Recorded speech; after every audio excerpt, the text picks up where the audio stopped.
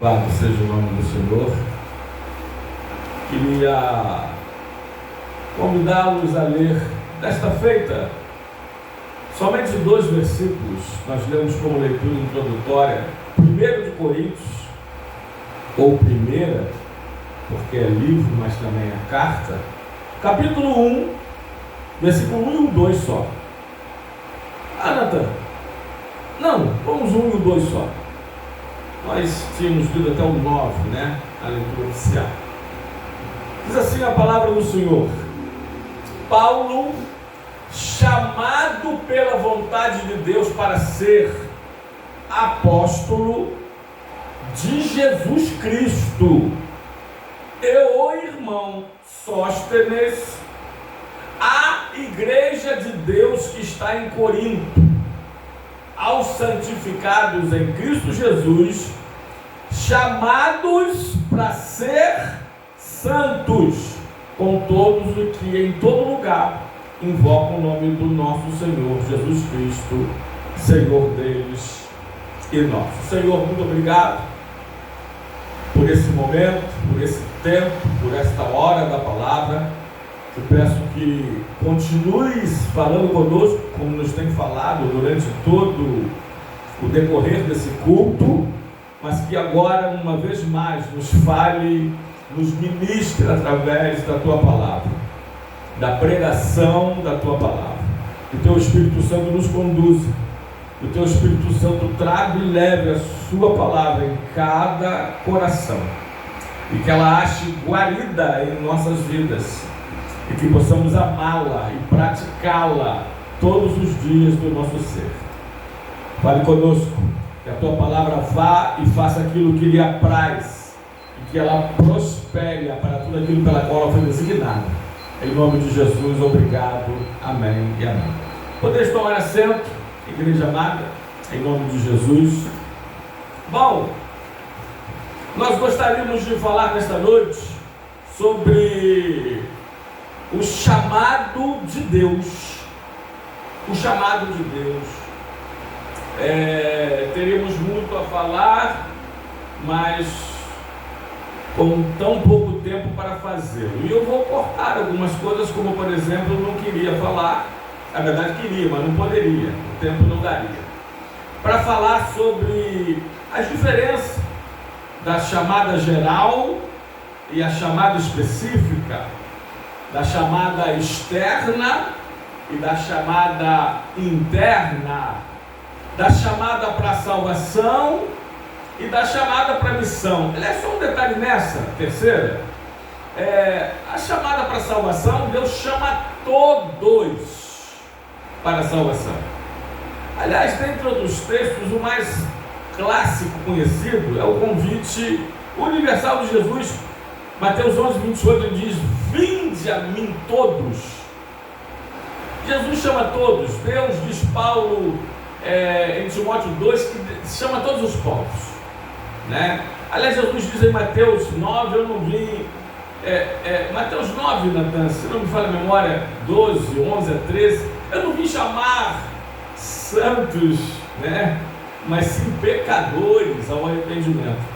Agora, a chamada específica, ele chama especificamente, ou a chamada para a missão, alguns para uma missão específica.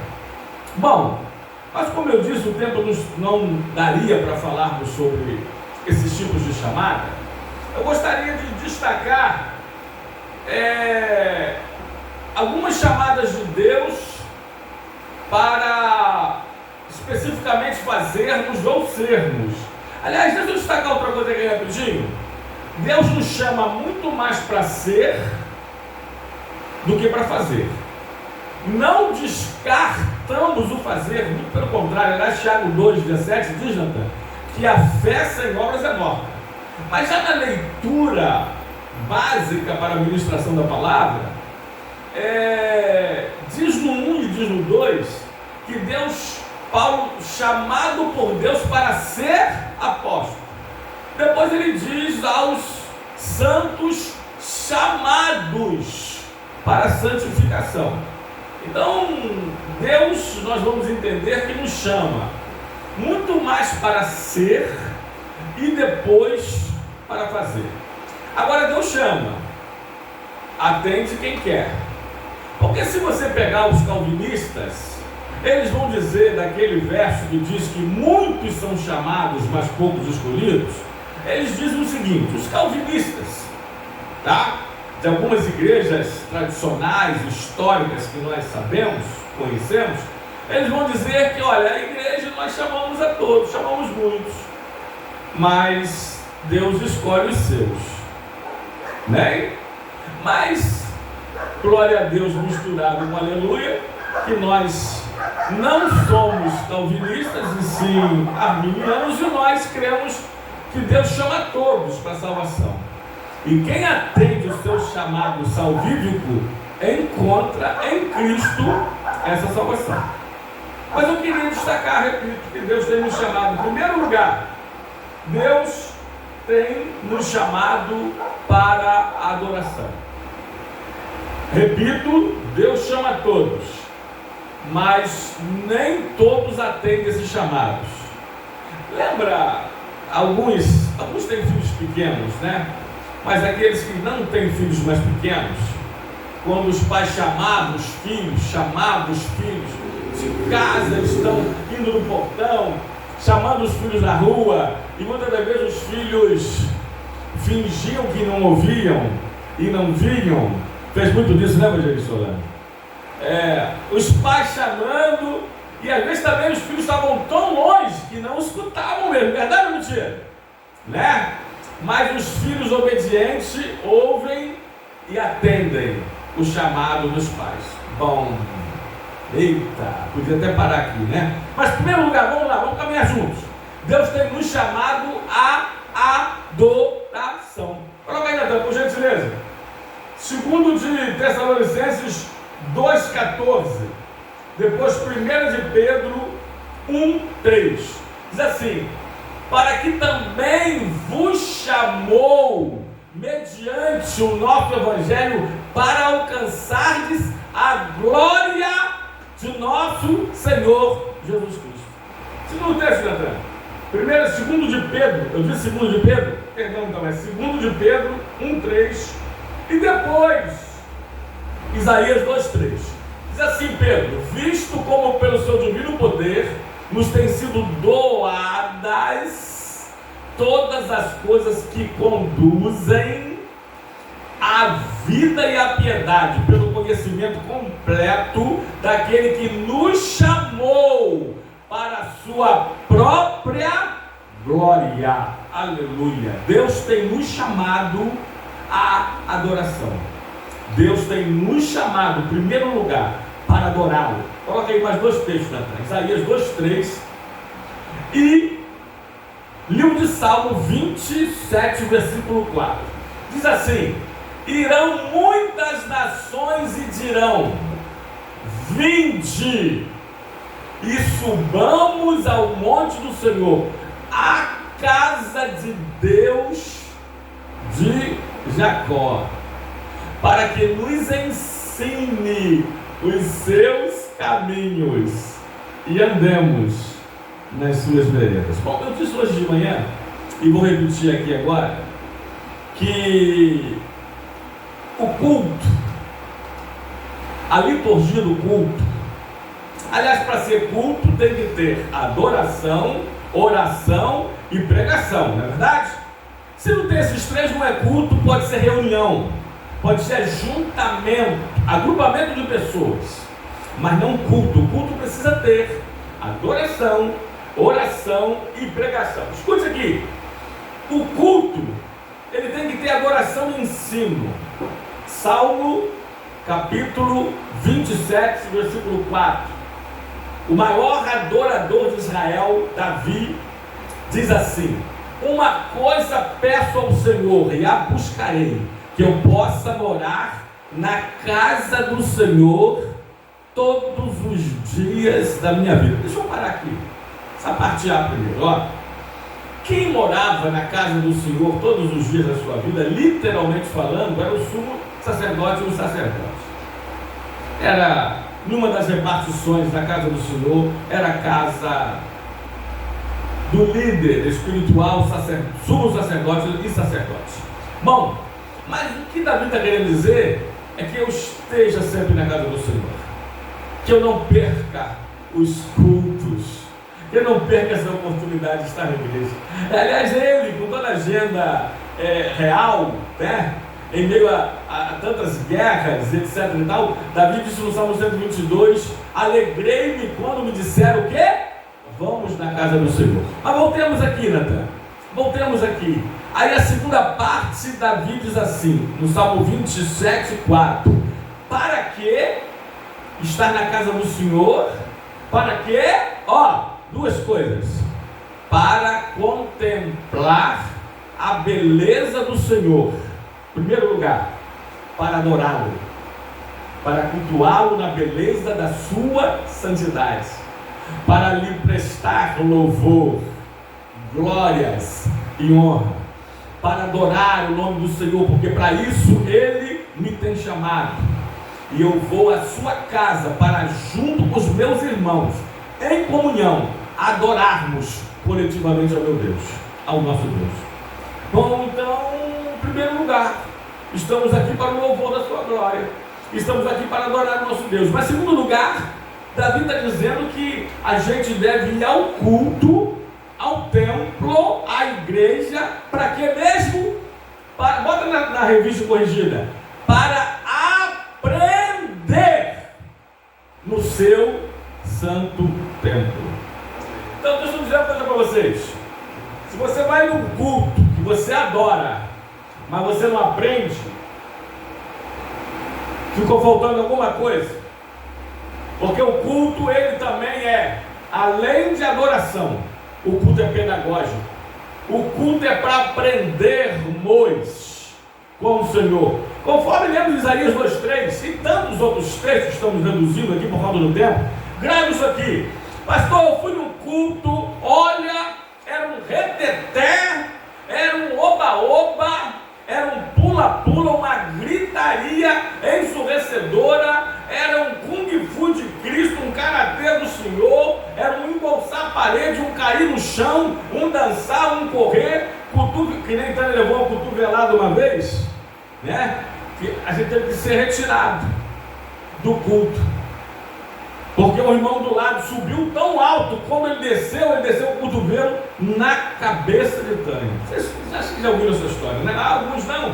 Para vocês terem uma ideia. Pastor, olha a pregação, teve meia hora, mas o pregador, olha que bênção, unção pura, ele falou em línguas estranhas 25 minutos. Peraí, meia hora de pregação, ele falou 25 minutos em línguas estranhas. Quanto tempo que ele pregou mesmo? E foi uma bênção. E ele falou sobre o que, irmão? Sobre o que eu não sei. Isso não é culto que você aprende. O culto é racional. Diz Romanos 12, 1 e 2. Pastor, mas o culto foi emocional. Foi até emocionante. Mas não foi racional? Então, biblicamente falando, e não é um culto adequado, correto, bíblico. Pode ser um culto pagão. Aliás, o único culto do reteté registrado nas Escrituras é um culto pagão. Está lá em 1 de Reis, capítulo 18, quando os 850 profetas de Baal, de Azera, né? Eles gritam, dançam, eles pulam, eles manquejam, eles se cortam, se machucam, como eu já disse aqui no caso, tem outros tantos para contar se o tempo desse, né? É um culto pagão, é um culto a Baal e Azera, ao posto de ídolo. Amém? É o único culto do reteté registrado nas Escrituras. Quando estava começando a ver acontecer outro em Corinto, Paulo escreve um capítulo só, 1 de Coríntios, capítulo 14, para regulamentar os dons espirituais, principalmente o falar em outras línguas. Então, amados, o culto é para adorarmos ao Senhor na sua casa, é verdade, mas também é para aprendermos no seu santo templo. Amém? Bom, comecinho da mensagem, 12 minutos. Nós estamos falando sobre o que mesmo? Qual é o assunto que nós estamos falando? Qual é a temática? Alguém lembra? Sobre o quê? Sobre a chamada de Deus. Se parasse a mensagem aqui, o pastor pregou, teve que ser interrompido. É mais 12 minutos, mas qual é o tema? O chamado de Deus. Amém? Bom, o pastor pegou, falou em línguas estranhas, a beça misturou jarrada de línguas, mas ele falou sobre o que? Qual foi o assunto? O que é que você aprendeu? Nada. Amém, amados? Deus tem nos chamado à adoração, mas também tem nos chamado ao aprendizado, a partir do seu santo templo. Louvado seja o nome do Senhor, da casa do Senhor. Deixa eu falar aqui, como prometido, eu já disse para os amados irmãos, a ordem de prioridade do cristão, né? Rapidinho, não vou nem dar os textos, nós já falamos disso aqui. Primeiro é Deus, depois sou eu, depois a minha família, depois é meu trabalho, depois a minha igreja. Eita! Mas pastor, comparação da igreja com a família, porque a palavra de Deus também diz que a igreja, que nós somos os da família da fé. Amém? Então a igreja é uma grande família. Aliás, Deus tem 3 grandes instituições. O primeiro é o próprio governo teocrático. Deus é soberano sobre todo o universo. Segunda instituição divina é a família que Deus criou, projetou e fez o primeiro casamento no jardim. Terceira instituição divina é a igreja e a agência de Deus na terra. Grava isso aqui. Mas olha só, eu tenho visto crentes trocando de igreja como se troca de roupa. Irmãos, igreja é a família da fé. Você troca de família toda hora? Temos que trocar, né? Eu já falei para os meus filhos, agora Natan, né? Que ele ontem foi no casamento, falei assim, Natan, amém, vai, Deus abençoe, de um amigo cristão, numa igreja cristã em Alcântara. Agora o próximo casamento que você vai ser o seu. Palavra profética. Eu tenho dito para eles, cuidado. Falei para a Nayara, graças a Deus, até hoje está dando certo. E falei e falo para Natan, cuidado com menina que troca muito. Eita, posso falar, igreja? Troca muito de igreja, troca muito de trabalho, troca muito de cursos profissionalizantes, nunca terminam o que começaram. Sabe as pessoas assim? Troca muito de um monte de coisa. Cuidado, vai trocar você. Escute, vai trocar você. Pessoas que trocam muito. Igreja é a família da fé. E Deus quer te prosperar, quer te fazer crescer num lugar onde você possa ser enraizado, alicerçado. Amém? Pega uma árvore e fica trocando ela de lugar toda hora. Ela vai produzir frutos, irmãos. Uma hora ela vai secar e vai morrer. Amém ou amém? Pastor, então vamos lá, só para fechar essa parte. Primeiro tópico aí. Me dê alguns motivos que eu possa sair da igreja. Tem motivo? Tem. Vamos descartar de primeiro. Me mudei de estado. Me mudei de cidade, fui para uma cidade, um município mais longe, bem longe do que eu estava na minha igreja local. Bom, está descartado esse, né? Então orienta, antigamente, há 30 anos atrás, eu falava assim, né? Pessoa saía daqui, de Maria Paula, Paciência, né? Onde pastoreávamos, a primeira igreja que pastoreamos, aí vai para Magé, vai para Rio Bonito. A gente antigamente, há 30 anos, falava assim, olha, procure uma igreja mais próxima da sua casa. Não falo mais isso. Hoje, a pessoa foi para longe, procure uma igreja mais próxima da sua Bíblia. Eita! Então descartamos essa. Então qual o segundo motivo? Tem outro também que a gente descarta, alguns irmãos estão aqui. Vieram de igreja que fecharam, né? Fechou, acabou. Eu gosto de tem que procurar outro lugar. Agora vamos lá. Ó, a igreja, através da sua liderança, pastor Marinho, está pregando heresia, está pregando coisas antibíblicas, está pregando, ensinando doutrina de homens. Pode sair de lá, pode sair de lá. Amém? Segundo lugar, o pastor, tá, é sabido, confirmado, que o pastor está em adultério. Eu não vou nem falar, como eu já disse aqui, pastores que estão no quarto casamento. Amém? Você vai ser recebido aqui como pastor, né? Mas pastorear aqui, copastorear aqui, auxiliar como pastor, dirigir aqui não. Quarto casamento? Não ficou viúvo nos três? Não foi traído nos três? Incompatibilidade de gênero, não. Cuidado, irmãos. Observe a família desse pastor. Não precisa ter 36, quase 36 anos de casamento, como eu, não. Os filhos criados na disciplina do Senhor, como a gente, não. Aí na igreja, como vocês sabem, não precisa disso tudo, não. Mas vamos lá, família dele exemplar. Acompanha o pastor? Eita! Porque se nem a família acompanha, você vai acompanhar? Porque se nem a mulher, os filhos seguem, você vai seguir? Pense! Terceiro lugar. Eita! Posso falar, irmãos? Pastor, eu estou lá na igreja, mas na igreja lá o pastor, né? Ele que é o tesoureiro.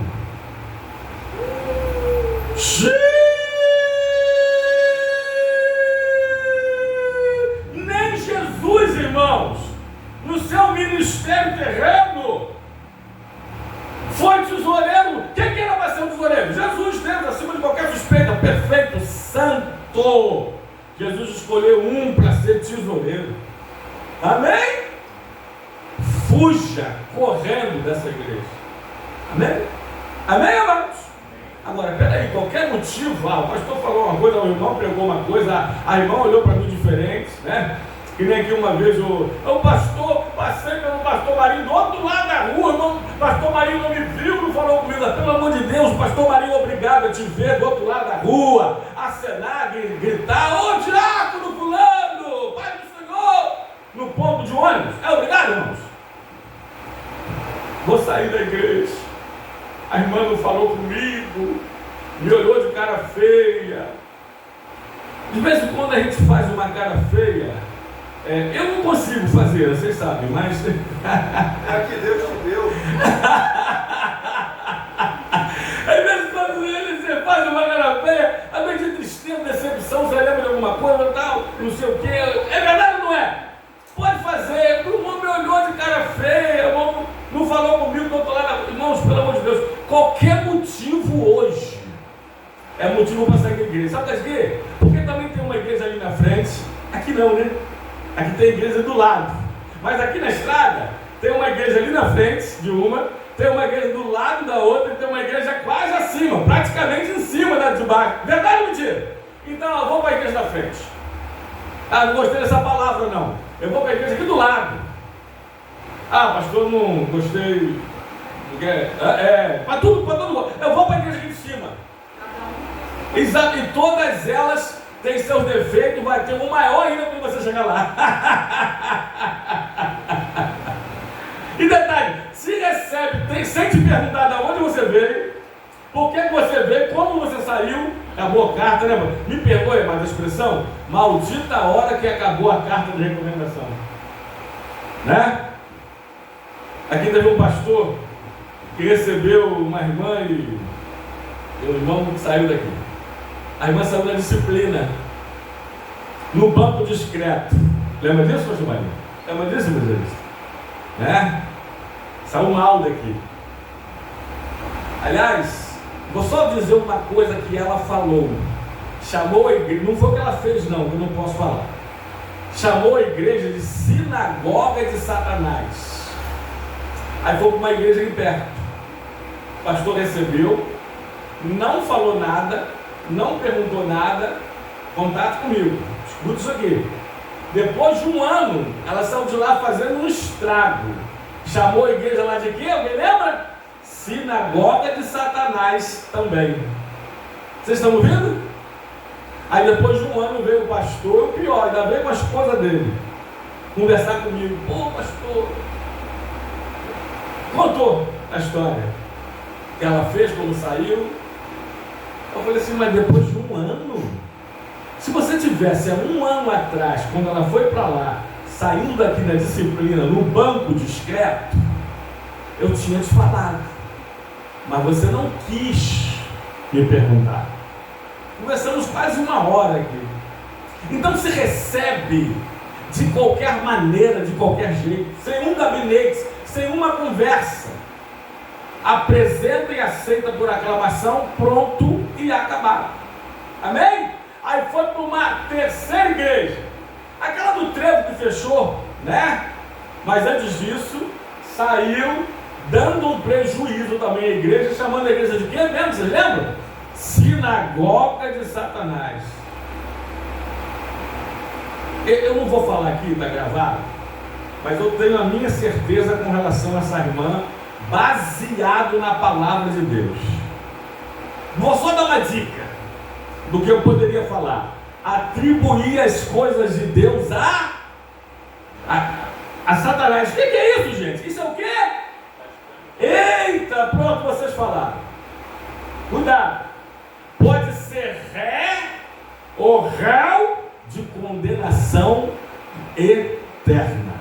Olha o perigo. Olha o perigo. Então, em primeiro lugar, Deus tem nos chamado para adorarmos, não apenas na sua casa, mas também nela, e aprendermos no seu santo tempo. Amém, queridos? Segundo lugar, eu vou ter que pular algumas aqui. Deus tem nos chamado à santidade. Bom, pulei a segunda, toda a terceira. Deus tem nos chamado à santidade. A segunda seria, Deus tem nos chamado ao trabalho, ao serviço, para ganhar almas. Mas Deus tem nos chamado à santificação, à santidade. Coloca aí, 1 de Tessalonicenses 4, 7. E 1 de Coríntios, que nós lemos 1, 2. E depois 1 de Pedro 1, 15. Diz assim: porque não nos chamou Deus para a imundícia, mas para a santificação. Segundo texto, meu filho, por gentileza. 1 de Coríntios 1, 2, depois 1 de Pedro 1, 15. A igreja de Deus que está em Corinto, aos santificados em Cristo Jesus, chamados santos. Amém? 1 de Pedro 1, 15. Mas como é santo aquele que vos chamou, sede vós também santos em toda a vossa maneira de viver. Santidade ao Senhor.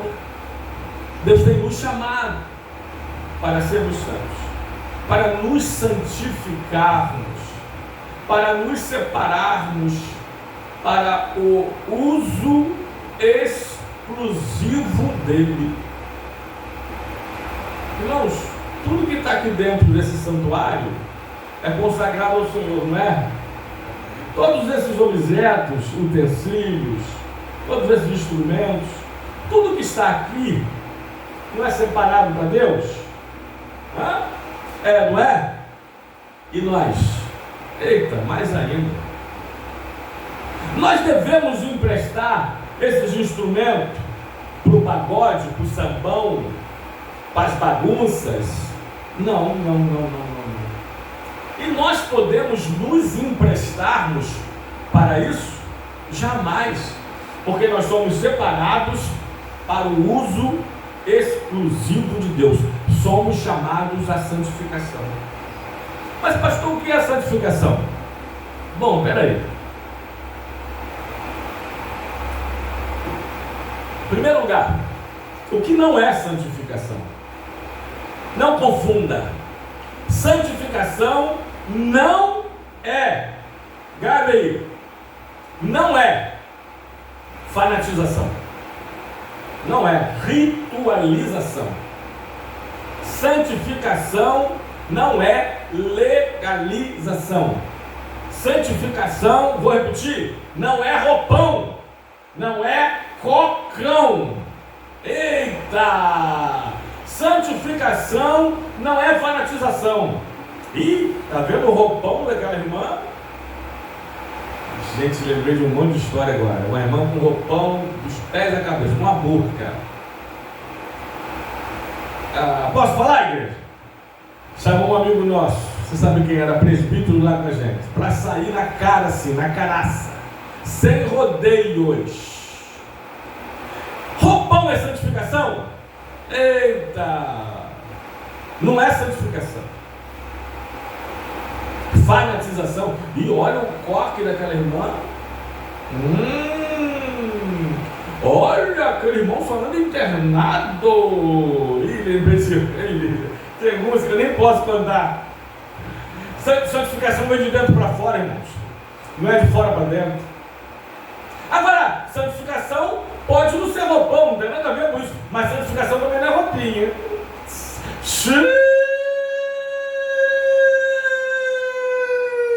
Mas vamos lá, vamos continuar. Santificação também não é beatificação.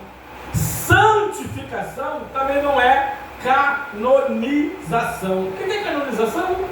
É o ato da igreja tornar santo, declarar santo, oficializar santo alguns dos seus. Ah, pastor, mas é igual a outra igreja que faz isso. Não, as nossas também fazem.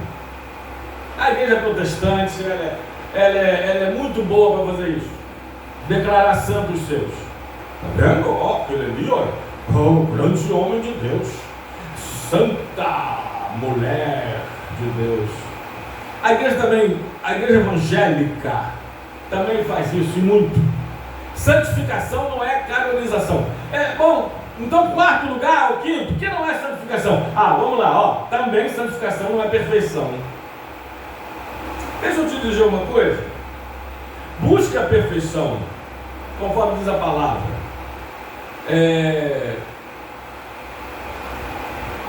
Filipenses.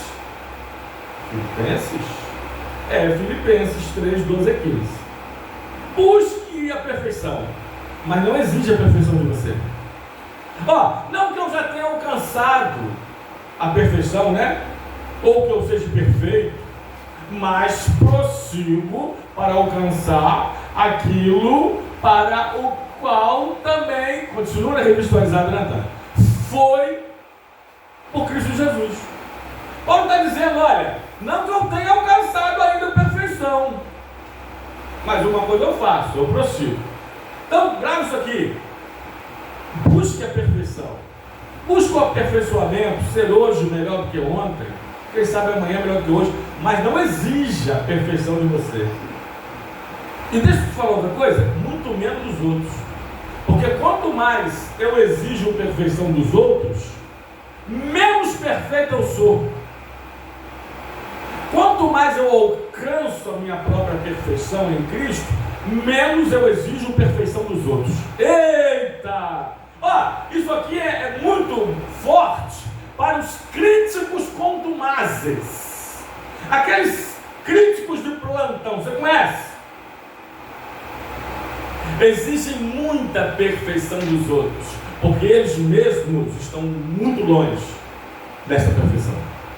Porque, repito, quanto mais você alcança a perfeição em Cristo, menos você exige perfeição dos outros. Amém? Então, em quinto lugar, a santificação não é perfeição. Não somos perfeitos, amados.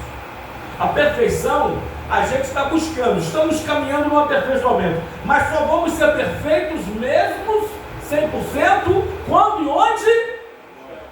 No céu.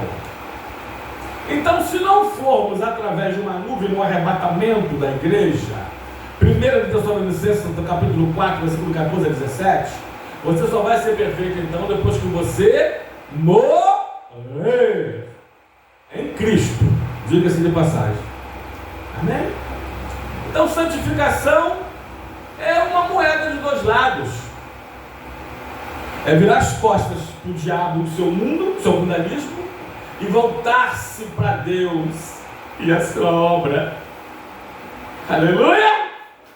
Isso é santificação. santificação. Agora, a santificação, só para fechar essa parte, ela é um ato, mas ela também é um processo. Ela é um ato, pois quando Jesus morreu na cruz do Calvário, e antes de entregar o seu Espírito ao Pai, ele disse: está consumado. A sua santificação estava consumada nele. Quando você o aceita, ele o santifica de uma vez por todas. Isso é um estado. Agora, ela é um estado, é Deus que faz em nós, mas ela também é um processo. Aí a nós, sede santos, porque o Senhor, vosso Deus, é santo. Como posso provar isso, Natan? 2 de Coríntios, capítulo 7, versículo 1, lá na parte C, lá no finalzinho, diz assim: aperfeiçoando a nossa santidade no temor de Deus. Então, a cada dia nesse processo de santidade, eu me santifico ainda mais, cada vez mais. Como? Fugindo das coisas que são do diabo e fazendo as coisas que são de Deus. Simples assim, irmãos. Simples assim, amados. Né? Eu me separo para o uso exclusivo de Deus. Eu me santifico para Ele. Fujo das impurezas. Fujo das paixões carnais. Fujo, nessa fuga santa, das paixões da mocidade. Fujo, todos esses textos estão nas Escrituras. Fujo da idolatria. Amém? Bota aí, então, Gálatas, capítulo 5, versículo 16 adiante, diz assim a palavra do Senhor: digo, porém, andai no Espírito, e jamais satisfareis os desejos da carne. Porque a carne briga, guerreia contra o Espírito, e o Espírito contra a carne, porque são opostos entre si, para que não façais o que porventura seja do vosso querer. Mas se sois guiados pelo Espírito, não estáis sob a lei. Ora, as obras da carne são conhecidas, e são, olha, quais? Prostituição, impureza, lascívia, idolatria, feitiçarias, inimizades, porfias, ciúmes, iras, discórdias, dissensões, facções, invejas, bebedices, glutonarias e coisas semelhantes a estas, a respeito das quais eu vos declaro, como já outrora vos preveni, que não herdarão o reino de Deus os que tais coisas praticam. Para aqueles que dizem, não, é só fé, só fé, só fé, só fé, né? Viralizou aí, né? É só fé. Se eu te lembrar que fé demais não cheira bem, tá? É só fé, né? Ali, olha. Não herdarão o reino de Deus os que tais coisas, o quê? Praticam. Aliás, repito o que eu já disse aqui. Tiago 2,17. A fé sem obras é o quê? Mortinha da Silva. Mortinha.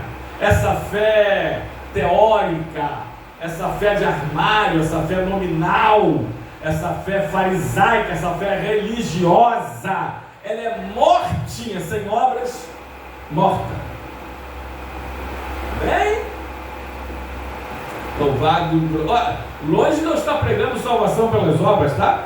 Pelo contrário. Aliás, já tem Efésios, para a gente fechar aqui, 2, 8 a 10, eu vou 10 por causa disso. Porque pela graça sois salvos por meio da fé. Isso não vem de vós, é dom de Deus. Não de obras, para que ninguém se glorie. Porque nós somos feituras dele, criados em Cristo Jesus para as boas obras, as quais Deus de antemão preparou para que andássemos nela. O cristão, o homem, ele deve praticar boas obras não para se salvar, mas porque ele é salvo. É consequência. Bom, e se conhece a árvore pelos frutos. Verdade ou mentira? Se conhece o homem por quê? Por suas obras. Cuidado, porque falar, até o quê? Até quem? Até papagaio fala. Eu conheço aquele homem pelo seu falar, pelo que ele fala. Fala coisas tão bonitas, coisas tão românticas.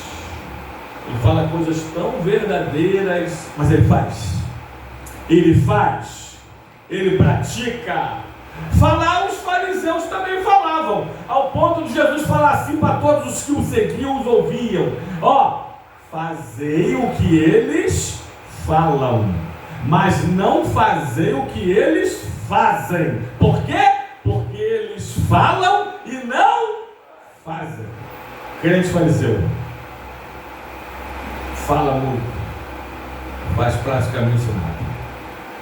Amém? Vamos lá? Terceiro lugar, que na verdade é o quarto lugar. Quarto lugar, Deus tem nos chamado à liberdade. Bota aí, Antônio. Gálatas 5,13.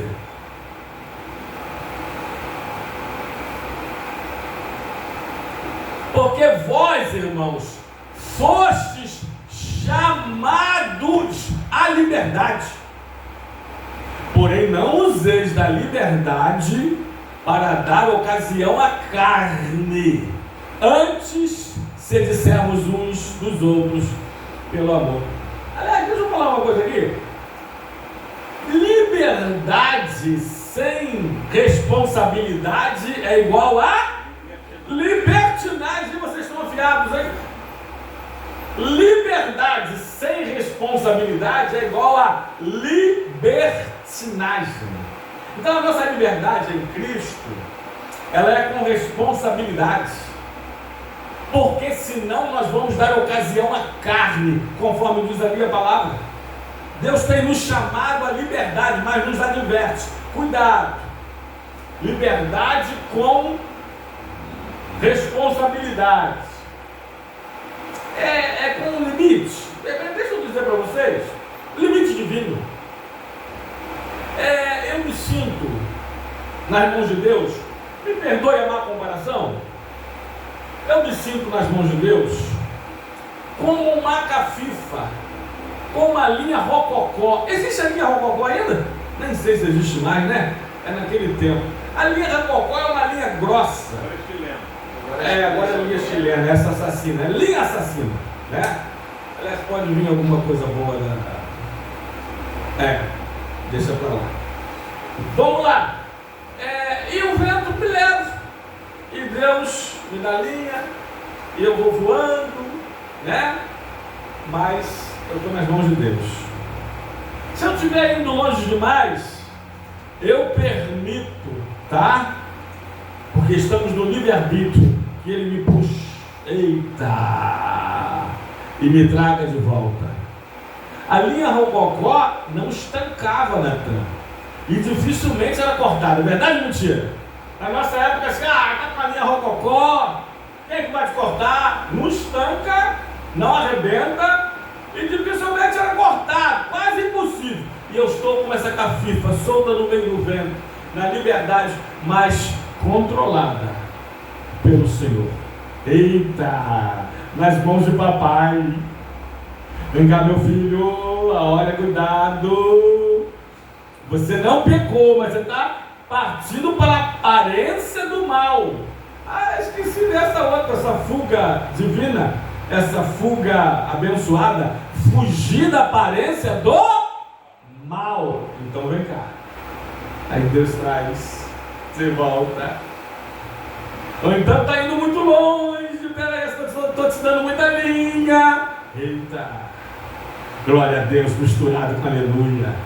Não useis da vossa liberdade para dar ocasião à carne. Eu sei a diferença, irmãos, grave isso aqui. A liberdade em Cristo que tem. Eu sei a diferença do fanatismo para o modernismo. Esqueça um pouco o formalismo nessa hora. Eu sei a diferença do fanatismo para o modernismo. O fanatismo cristão não há liberdade nenhuma.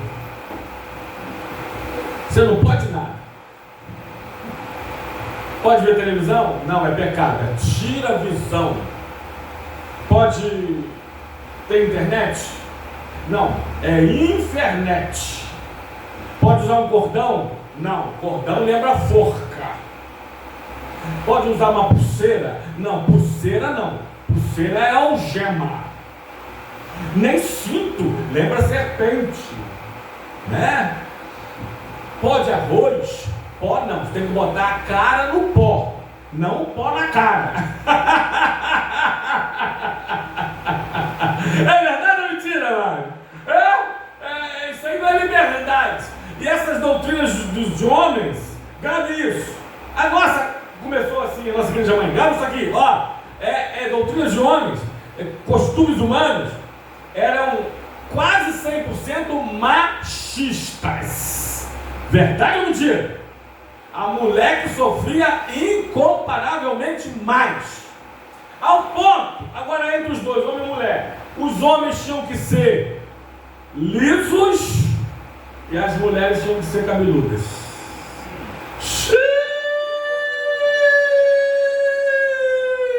Falei. Eu lembro que já implicaram com o meu bigode. E eu tinha um bigode muito melhor do que o do evangelista Orlando. Parecia que tinha engolido um anu e as asas do lado de fora ficaram. Imagine hoje com o meu cavanhaque. E a barba do pastor Marinho? E a barba do diácono irmão Wagner? Não estava condenado, não podia. Então eu sei a diferença do fanatismo, que de liberdade em Cristo não tinha nada, não tem nada, que ainda existe, esse fanatismo, você sabe bem perto da gente, né? Porque tudo era pecado, menos fornicação, adultério e fofoca. Verdade ou mentira? Tudo era pecado. Aqui já teve gente que foi excluída, grave isso aqui, indo lá para fora, para a igreja mais antiga do bairro, e quando passou em frente do saudoso Jota, tinha um futebolzinho, né? Golzinho de praia, aí a bola saiu, foi para a calçada, ele com a Bíblia na mão, pegou a bola e chutou de novo para o campinho. Os meninos estavam jogando. Quando chegou na igreja, o pastor já sabia. Disciplinou ele. Excluiu ele. Aliás, nosso irmão Tiago quase foi excluído por algo de só menos importância como isso. Então, não podia nada. Tudo era pecado, menos fornicação, adultério e fofoca. Falei. Agora eu sei a diferença também do fanatismo com o modernismo. Pastor, mas na minha igreja, agora na minha igreja pode tudo. Poxa, a minha igreja nada é pecado. Eles não falam assim, quanto mais dançando assim, né? Mas vocês sabem, né? Pode beber? Pode. Pode tudo com moderação, mas pode. Pode dentro da igreja ter karaokê com música mundana. Serviço de cabe vodka. Não, pastor, uma caipirinha levinha, leva mais gelo, mais água do que cachaça. Aí, ficou doido, vai pra lá. Aqui na Maria Paula, depois te passo o endereço. Aqui na Maria Paula tem, precisa ir longe não. São Francisco, Minas Gerais, BH. Não dei nome na fofoca, né? Aliás, é tão nítido notório que poderia até falar os nomes das denominações que pode tudo, modernismo. Liberdade sem responsabilidade é igual o quê? Libertinagem. Libertinagem. Aqui também irmãos que saíram daqui, aliás, se mudaram, foram para longe, o casal que veio de uma igreja dessa. Pastor, eu estava lá e o esposo que tinha boca, tem boca e não fala, né? Alguns conhecem? Uma donzela, o esposo que não é de falar, falava menos que o pastor Marinho. Para vocês terem uma ideia. E ele falou, pastor, é verdade. Verdade. Uma dançaria no salão da igreja. Tocando, sabe quem? Não vou falar também o nome, que hoje em dia está. Tocando aquela cantora, uma das mais promíscuas do Brasil. Ela é advogada, tá? Quem falou foi ela. Na igreja. Tocando ela mesmo, essa aí. E, serviu na bandeja. Não. É muito pouco álcool. Menos de 8%. Eu sei a diferença. Eu não ponho a minha liberdade a risco com essa modernidade dessas igrejas que podem tudo. Essas podem tudo. Repito. Portanto, repito o que Paulo disse, palavra de Deus para nós. Porque vós, irmãos, fostes chamados à liberdade, porém não useis da vossa liberdade para dar ocasião à carne. Essas igrejas isso aqui estão usando da liberdade para dar ocasião à carne, cometendo aqueles pecados que nós lemos aqui em Gálatas do 16, Natan, acho que lemos até o 19 ou 20. É isso. Cuidado. Repito, me sinto uma cafifa com uma linha rococó nas mãos do meu Deus. E outra coisa, aliás, é um dos paradoxos dos judeus, já pregamos isso aqui, se eu não me engano, a antepenúltima mensagem, né? Domingo passado o pastor Marinho pregou, e no outro domingo retrasado falamos sobre os paradoxos de Deus. Eu sou liberto para ser escravo de Cristo. Eita! E quanto mais eu sirvo, mais livre eu estou. Louvado seja o nome do Senhor. Porque eu disse, e lembro e repito agora, que todos nós somos servos ou escravos de alguém ou de alguma coisa. Verdade ou mentira? Só que a grande diferença, e nem se compara, que antes eu era escravo do diabo, mas agora eu sou servo do Senhor. Glória a Deus, misturado com aleluia. Amém? Vamos para o último lugar? Pulamos a 2. Agora tem chamados à paz e chamados à comunhão. Vamos lá, chamados à comunhão. Chamados à paz. Vamos lá, Natan. Coloca aí por gentileza. 1 de Coríntios, capítulo 7, versículo 15. Depois Colossenses 3, 15. Diz assim a palavra do Senhor. Mas se o descrente quiser apartar-se, que se aparte. Em tais casos, não fica sujeito à servidão, nem o irmão, nem a irmã, porque Deus tem nos chamado à paz. Deus tem nos chamado à paz. Deus tem nos chamado para a paz. Colossenses 3,15. Seja a paz de Cristo árbitro em vosso coração, a qual também fostes chamados em um só corpo, e sejam agradecidos. Eita! Amém? Esse texto aqui, amados, seja a paz de Cristo o árbitro em vosso coração, o qual fostes chamados. Deus está dizendo que essa paz de Deus, e eu vou falar já, se Deus quiser, sobre a paz de Deus, a paz com Deus, a paz comigo é a paz com o próximo, é um sinal de que Deus está e que está te falando, porque você sente essa paz de Deus. Porque aqui para nós, quando você faz alguma coisa errada, e às vezes a gente faz, é verdade ou mentira? Você sente paz de Deus? Pronto. Amém ou não amém? Nenhum crente, nós temos um termômetro espiritual dentro da gente. A gente sabe quando está quente, frio ou morno.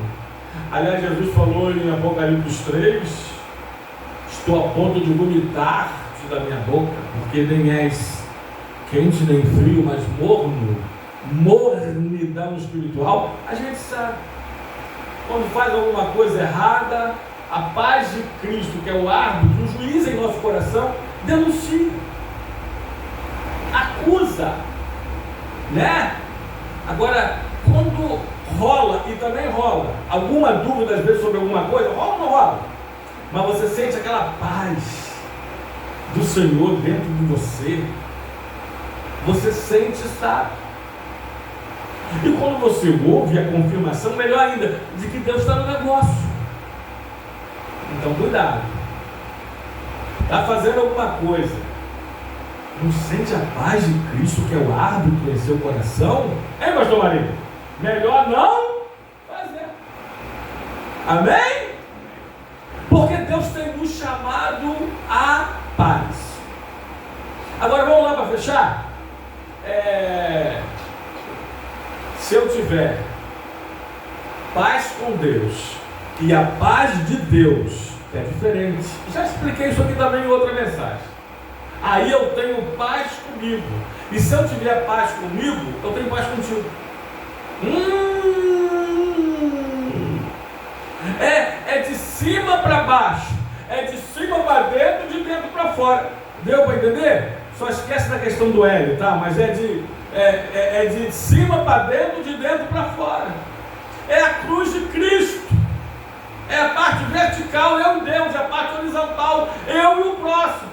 São os 10 mandamentos. Os primeiros mandamentos, 3 ou 4, é eu e Deus. Os próximos, a maioria, é eu e o meu próximo. Os primeiros mandamentos é a parte espiritual. Os outros é a parte social.